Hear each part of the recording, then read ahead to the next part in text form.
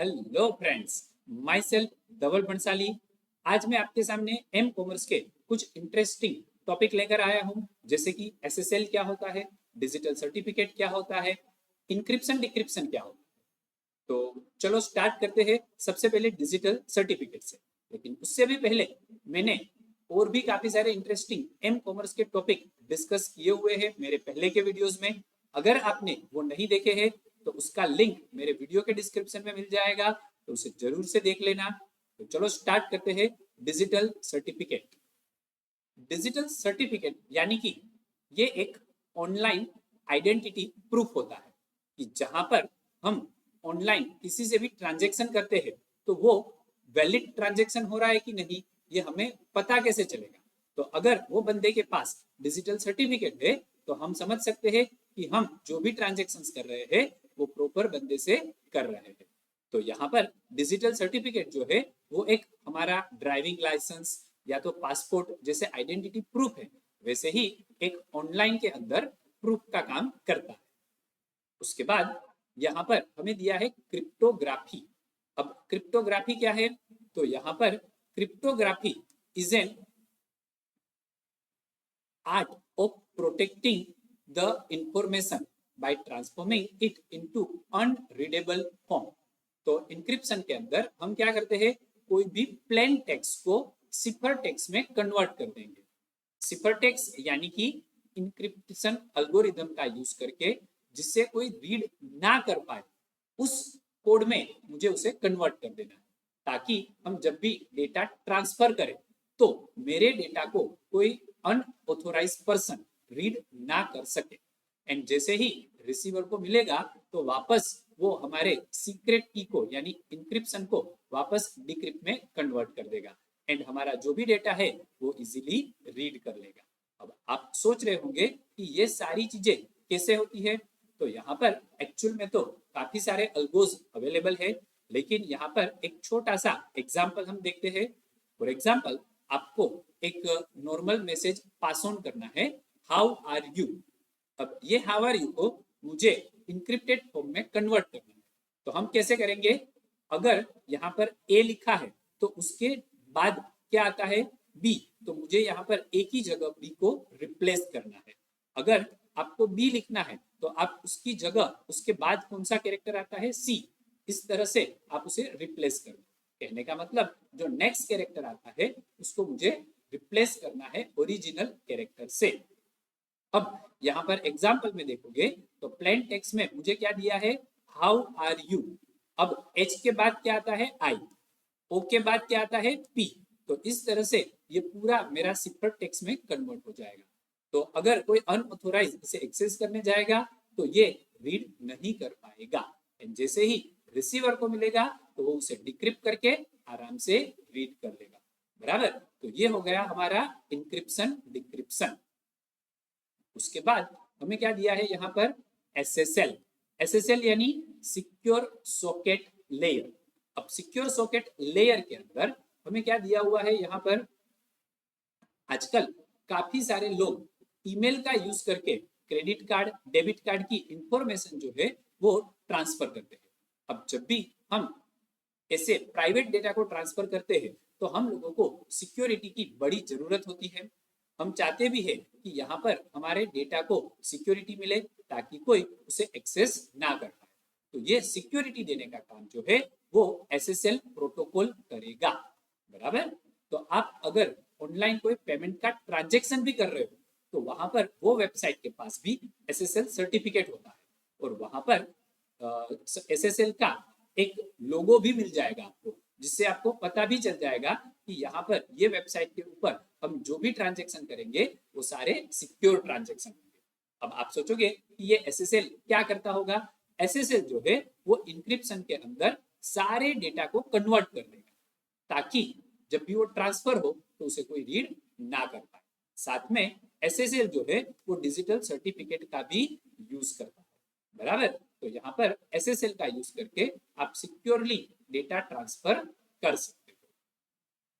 उसके बाद हमें यहाँ पर कुछ लीगल इश्यूज दिए हुए हैं। अब लीगल इश्यूज में हमें क्या कहा है कि जब भी आप ऑनलाइन कोई ट्रांजेक्शन्स करते हो या तो ऑनलाइन आप अपनी खुद की वेबसाइट्स क्रिएट कर रहे हो, तो अब आपकी वेबसाइट जो है वो अनऑथोराइज कोई उसे एक्सेस ना करे या तो अपनी आइडेंटिटी को यहाँ पर चेंज ना कर सके। इसके लिए यहाँ पर काफी सारे प्रॉब्लम्स होते हैं। अब आप सोचोगे कि ये सब कैसे होगा, तो सिंपल, यहाँ पर ई कॉमर्स की वेबसाइट का यूज करके हम ऑनलाइन बिजनेस करते हैं। अब ऑनलाइन बिजनेस करने के टाइम पे अलग अलग कंट्रीज के अलग अलग रूल्स होते हैं। अब अलग अलग कंट्री के अलग अलग रूल्स ऑनलाइन कैसे फॉलो करें, क्योंकि हम जो ई कॉमर्स का बिजनेस करते हैं वहां पर कोई जियोग्राफिकल बाउंड्रीज तो है नहीं, फिर भी यहाँ पर लीगल इश्यूज आएंगे क्योंकि अलग अलग कंट्रीज में हमारा बिजनेस हो रहा है। तो ये सारी चीजों को मैनेज करने के लिए काफी सारी कंट्रीज ने यहाँ पर काफी सारे आईटी लॉ डेवलप किए। उसमें से कुछ इंपॉर्टेंट लॉज यहाँ पर हम डिस्कस कर रहे हैं, जिसमें सबसे पहले हमें दिया हुआ है कॉपीराइट।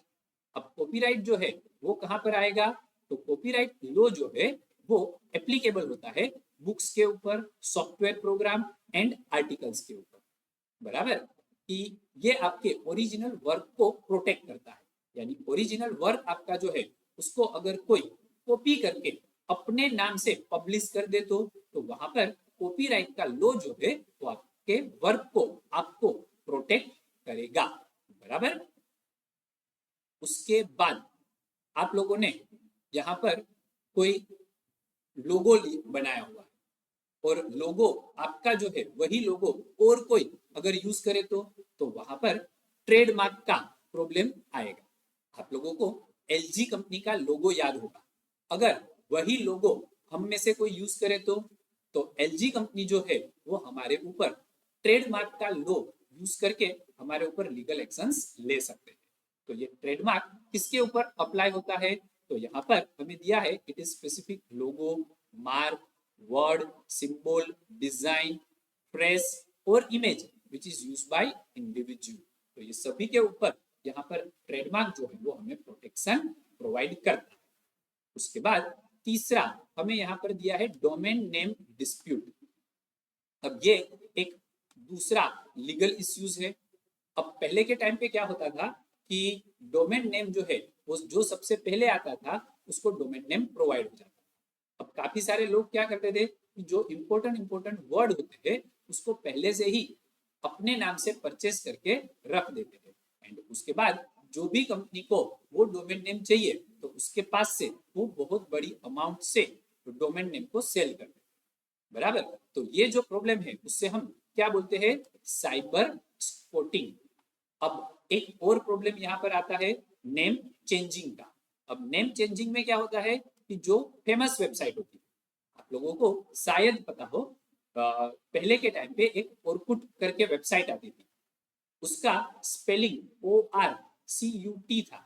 अब सामने वाले ने यानी दूसरी पार्टी ने क्या किया, ORKUT करके भी एक डोमेन परचेस कर लिया। तो अब यहाँ पर हमें कंफ्यूजन होगा कि मुझे ORCUT में जाना है कि ORKUT में जाना है। तो यहाँ पर टाइपोग्राफिकल एरर्स जनरेट होने के चांसेस बढ़ जाते हैं, एंड इसका फायदा जो है वो सामने वाले को यानी कि जिसने ये एरर जनरेट की है उन लोगों को मिल जाता है, बराबर। उसके बाद यहाँ पर हमें दूसरे भी कुछ प्रोटेक्ट हमारी इंटेलेक्चुअल प्रॉपर्टी को प्रोटेक्ट करने के लिए दूसरे भी कुछ लॉज दिए हुए हैं, जिसके अंदर सबसे पहले हमें दिया हुआ है स्टेगनोग्राफी। ये स्टेगनोग्राफी क्या होता है, तो स्टेगनोग्राफी जो है वो यहाँ पर ओरिजिनल इंफॉर्मेशन को हाइड करके यहाँ पर डेटा सेंड करते हैं। आपको लगेगा कि यहाँ पर कोई वीडियो या इमेजेस सेंड किया हुआ है, लेकिन जैसे ही आप वो वीडियो या इमेजेस को डाउनलोड करोगे तो आपको पता चलेगा कि उसके बैकग्राउंड में उसके पीछे कोई एक मैसेज छुपा हुआ है, जिसे हम क्या बोलते हैं, स्टेगनोग्राफी, बराबर। अच्छा, उसके बाद हमें दूसरा दिया है डिजिटल वाटरमार्क। अब ये डिजिटल वाटरमार्क जो है वो क्या है, तो आप लोग आजकल ऑनलाइन काफी सारे इमेजेस वीडियोस डालते रहते हो। अब वो इमेजेस एंड वीडियो अगर कोई और उसके ऊपर अधिकार कर ले तो, खुद का हक कर ले तो हम क्या करें, तो वहां पर डिजिटल वाटरमार्क का हम यूज करते हैं। पहले के टाइम पे जो पेंटर्स होते थे वो अपनी पेंटिंग बना के नीचे जहां किसी को समझ में ना आए उस तरह से अपनी सिग्नेचर कर देते थे, ताकि इन फ्यूचर अगर कोई बोले कि ये मेरा पेंटिंग है तो वहां पर पेंटर जो है वो खुद का कॉपीराइट, खुद की पेंटिंग को प्रूव कर पाए। तो आजकल हम लोग जो वीडियोस डालते हैं, हम लोग जो ऑडियोस डालते हैं, उसके ऊपर भी आप डिजिटल वाटरमार्क लगा सकते हो, ताकि इन फ्यूचर उसके ऊपर कोई अपना हक या अपना अधिकार जमा न सके। बराबर, तो ये हो जाएगा डिजिटल वाटर मार्किंग। यहाँ पर अब हमें डिस्कस करना है पेमेंट कार्ड, यानी M commerce and E commerce के अंदर आप पेमेंट कैसे करो। तो E commerce and M commerce के अंदर पेमेंट करने के लिए हम पेमेंट कार्ड का यूज करते हैं। पेमेंट कार्ड के अंदर हमें सबसे पहले डिस्कस करना है क्रेडिट कार्ड। अब ये क्रेडिट कार्ड क्या होता है, शायद आपको पता होगा कि क्रेडिट कार्ड जो है वो बैंक हमें इश्यू करती है, जिसके अंदर वो हमें कुछ लिमिट देती है कि हमारे अकाउंट में कितना बैलेंस होता है। उसके ऊपर अलग अलग क्रेडिट कार्ड में अलग अलग वो लिमिट प्रोवाइड करती है, एंड वो लिमिट के हिसाब से हम यहाँ पर शॉपिंग करते हैं, एंड विद इन 30 डेज आपको वो अमाउंट वापस करनी होती है। अगर आप वो अमाउंट वापस ना करें तो वहां पर डे आपको अलग से इंटरेस्ट देना पड़ता है। बराबर, तो यहाँ पर क्रेडिट कार्ड जो है वो नॉर्मली आप लोगों ने मास्टर कार्ड या वीसा कार्ड का देखा होगा, जो ज्यादातर यूज में आता है। अब यहाँ पर हमें एक इमेज भी दी हुई है, तो आपको समझ आ जाएगा कि क्रेडिट कार्ड कैसे होता है। इसके अलावा यहाँ पर क्रेडिट कार्ड से आप जब भी कोई ट्रांजेक्शन करते हो तो यहाँ पर अलग अलग 4 पार्टीज इन्वॉल्व होती है, जिसके अंदर सबसे पहले आता है कस्टमर, यानी कि मुझे कुछ मॉल में से शॉपिंग करना है, तो मुझे मेरे पास क्या होना चाहिए, क्रेडिट कार्ड होना चाहिए। उसके बाद merchant accepting the credit card, यानी मॉल की जहां से मैंने शॉपिंग किया है, तो दूसरी पार्टी कौन आएगी, मॉल। पहली पार्टी हम खुद यानी कस्टमर, दूसरी पार्टी मर्चेंट, तीसरी पार्टी इश्यूइंग बैंक, यानी हमको जो बैंक ने क्रेडिट कार्ड दिया है वो bank, and fourth one acquiring bank, यानी मॉल का अकाउंट जो बैंक के अंदर है वो बैंक को हम क्या बोलेंगे, अक्वायरिंग बैंक। तो ये 4 पार्टीज यहाँ पर पिक्चर में आएगी। ये 4 पार्टीज के अलावा और 2 यहाँ पर पार्टीज पिक्चर में आएगी। एक आएगा पेमेंट गेटवे एंड दूसरा आएगा प्रोसेसर। पेमेंट गेटवे यानी यहाँ पर आप लोगों ने पेपाल या तो रोजर पे का नाम सुना होगा, कि जो पेमेंट गेटवे है, ये यहाँ पर आप जब भी कोई क्रेडिट कार्ड देते हो तो ऑनलाइन चेक किया जाता है कि क्या ये क्रेडिट कार्ड वैलिड है, क्या इसके अंदर बैलेंस है। तो ये सारी डिटेल को चेक करने के लिए बैंक के सर्वर पर जाना पड़ता है।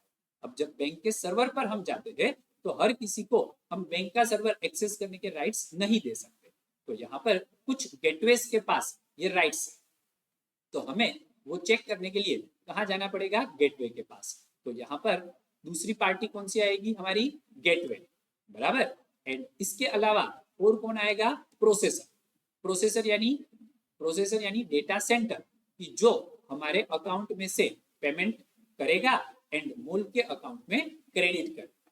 बराबर, तो क्रेडिट कार्ड में कैसे ट्रांजेक्शन होते हैं वो आपको समझ में आ गया होगा। उसके बाद अब हमें यहाँ पर दिया हुआ है डेबिट कार्ड।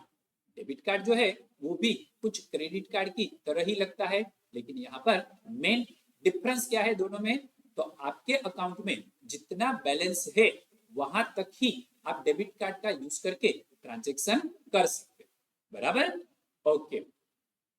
उसके बाद हमें क्या दिया हुआ है यहाँ पर, स्मार्ट कार्ड।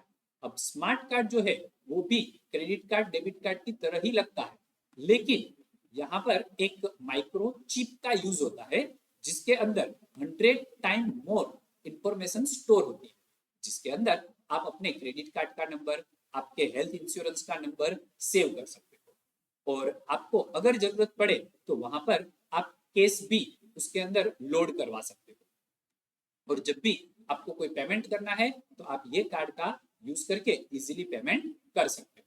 स्मार्ट कार्ड जो है वो ज्यादातर US, Europe and Japan countries के अंदर यूज होता है। इंडिया के अंदर स्मार्ट कार्ड उतना यूज नहीं होता है। उसके बाद हमें यहाँ पर नेक्स्ट दिया है चार्ज कार्ड। शायद ये चार्ज कार्ड आपको पता होगा कि पहले के टाइम पे हमें मोबाइल को रिचार्ज करवाने के लिए चार्ज कार्ड का यूज करते थे।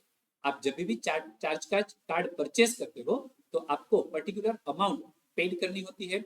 अब आपको जब भी मोबाइल रिचार्ज करवाना है तो वहां पर एक नंबर होता है कार्ड के अंदर, वो नंबर आप मोबाइल के अंदर एंटर, जैसे ही एंटर करोगे तो आपका मोबाइल जो है वो क्रेडिट हो जाएगा, आपके मोबाइल के अंदर बैलेंस आ जाएगा और उसके बाद आप मोबाइल का यूज वापस कर सकते हो। तो ये हो गया हमारा चार्ज कार्ड, बराबर।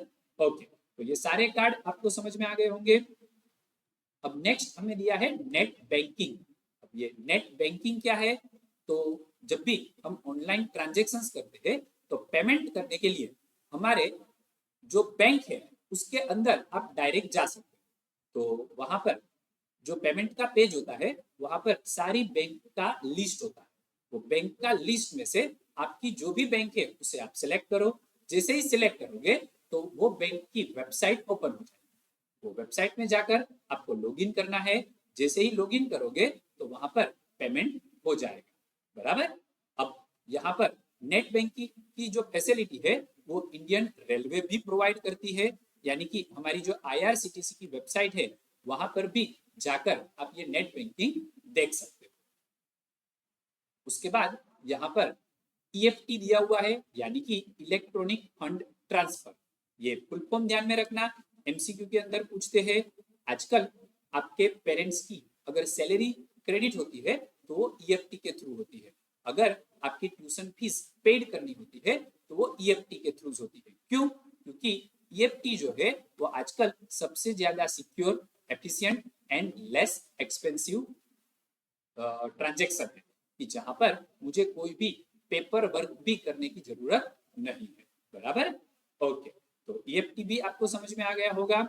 EFT के बाद हमें यहाँ पर दिया है ई वॉलेट।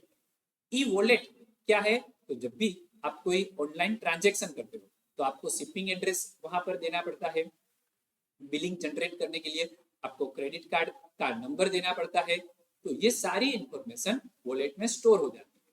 अब जब भी आपको कोई ट्रांजेक्शन करना है तो आपको सिर्फ क्या करना है, ये वॉलेट को अटैच करना है। तो सारी डिटेल जो है वो अपने आप वहां पर आ जाएगी। तो ये क्या हो जाएगा आपका ई वॉलेट, बराबर। और ये सर्विसेज आजकल काफी सारी कंपनीज प्रोवाइड कर रही है, तो आप उसका यूज कर सकते हो। उसके बाद हमें दिया हुआ है रुपे। अब ये रुपे जो है वो स्पेशली यहाँ पर इंडियन गवर्नमेंट ने लॉन्च किया हुआ है। यहाँ पर हमें इंडियन गवर्नमेंट के अंदर national payment corporation of India यानी NPCI ने ये कार्ड लॉन्च किया है। अब तक क्या हो रहा था कि debit card and credit card जो है वो हम master card and visa company का यूज करते हैं, जो इंडियन कंपनीज नहीं है। तो अब हम लोगों ने डोमेस्टिक इंडियन कंपनी का रुपे लॉन्च किया हुआ है। तो अब आपको बैंक में से रुपे का क्रेडिट कार्ड या डेबिट कार्ड मिलेगा, जिसका यूज आप इंडिया के अंदर कहीं पर भी कर सकते हो एज अ क्रेडिट कार्ड और डेबिट कार्ड, बराबर। ओके, तो आपको ये पूरा चैप्टर समझ में आ गया होगा। यहाँ पर आपका पूरा चैप्टर जो है वो कंप्लीट हो गया है। अगर कोई टॉपिक आपको डीप में समझना है या तो आपको प्रॉपर समझ में ना आया हो तो आप कमेंट कर देना, हम वो टॉपिक के ऊपर वापस एक वीडियो क्रिएट कर देंगे। अगर आपको प्रॉपरली समझ में आ गया है तो आप मेरे वीडियो को शेयर भी कर देना एंड लाइक भी कर देना। Thank you.